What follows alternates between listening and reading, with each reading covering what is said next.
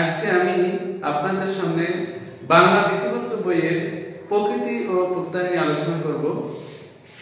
প্রকৃতি ও প্রত্যয় আলোচনা করতে হলে আমাদের প্রকৃতি কি সে সম্পর্কে আমাদের আগে জানতে হবে।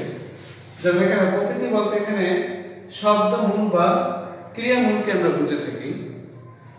আবার অনেকে ক্রিয়া মূলকে কিন্তু ধাতু বলে থাকে, কিন্তু যখন আমরা প্রকৃতি যখন বলবো তখন কিন্তু শুধু শব্দ মূল এবং ক্রিয়া মূলকে আমরা বলবো, এবং এই শব্দ মূলের সাথে প্রত্যয় যুক্ত করে সেটা হচ্ছে তদ্ধিত প্রত্যয়, এবং ক্রিয়া মূলের সাথে প্রত্যয় যোগ করে সেটা হচ্ছে কৃত প্রত্যয়। যেমন তদ্ধিত প্রত্যয় হচ্ছে, যেমন এখানে দেওয়া আছে মিতালি, মিতালি তদ্ধিত প্রত্যয়, তাহলে মিতা হচ্ছে এখানে শব্দ মূল মিতালি এবং এর সাথে আলি প্রত্যয় যুক্ত হয়ে সেটা হচ্ছে মিতালি। ঠিক তেমনি কৃত প্রত্যয় হচ্ছে চল যোগ অন্ত চলন্ত, চলন্তটা হচ্ছে আমাদের কৃত প্রত্যয়। এখানে ক্রিয়া মূল হচ্ছে চল এবং এর সাথে প্রত্যয় যুক্ত হয়ে সেটা হচ্ছে অন্ত চলন্ত। সুপ্রিয় শিক্ষার্থীবৃন্দ, দেখো আমাদের এখানে এই চলের নিচে কিন্তু একটা হসন্ত চিহ্ন আমাদের দেওয়া আছে। দেখো আমরা জানি যে ব্যঞ্জন বর্ণ কিন্তু স্বরবর্ণ ছাড়া কিন্তু উচ্চারিত হতে পারে না। যেহেতু যেখানে আমরা স্বরবর্ণ যেখানে আমাদের প্রয়োজন নেই বা উচ্চারিত হবে না, সেখানে আমরা এই হসন্ত চিহ্ন আমরা ব্যবহার করব। যেহেতু এখানে আমি চলো বলিনি, আমি বলছি চল, তার মানে এখানে বুঝতে হবে যে এখানে কোনো স্বরবর্ণ চিহ্ন এখানে ব্যবহার করা হয়নি।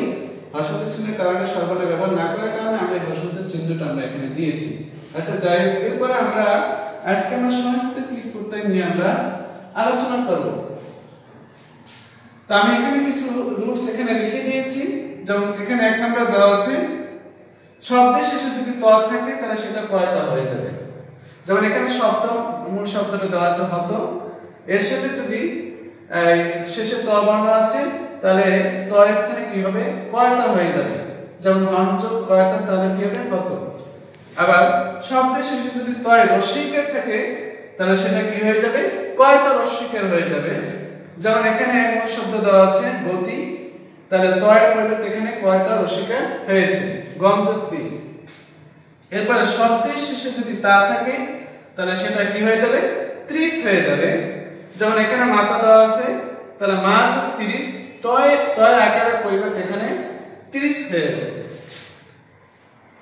এরপর শব্দের শেষে যদি অন্তস্থ ওয়া থাকে তাহলে সেটা কি হয়ে যাবে, অন্তস্থ জ হবে।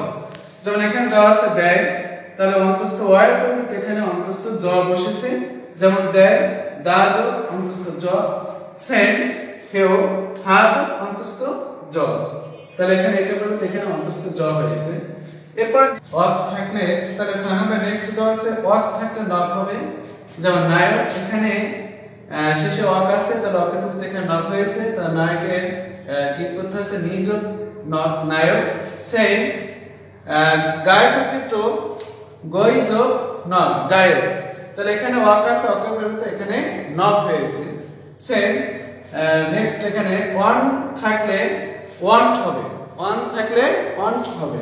যেমন নয়ন, এখানে ওয়ান আছে, ওয়ানের পরিবর্তে এখানে ওয়ান্ট হয়েছে, তাহলে নয়নে কি করতে আছে, নি যোগ ওয়ান্ট নয়ন। সেম ভোজনে কি করতে আছে, ভূত যোগ ওয়ান ভোজন, এখানে ওয়ান আছে, শেষে ওয়ানের পরিবর্তে শেষে ওয়ান হয়ে গেছে। তো আশা করি সবাই এই টপিকটা সবাই বুঝতে পেরেছো। সবাইকে অসংখ্য ধন্যবাদ। আজকে আমি এখানে বিদায় নিচ্ছি। আল্লাহ হাফেজ, আসসালামু আলাইকুম।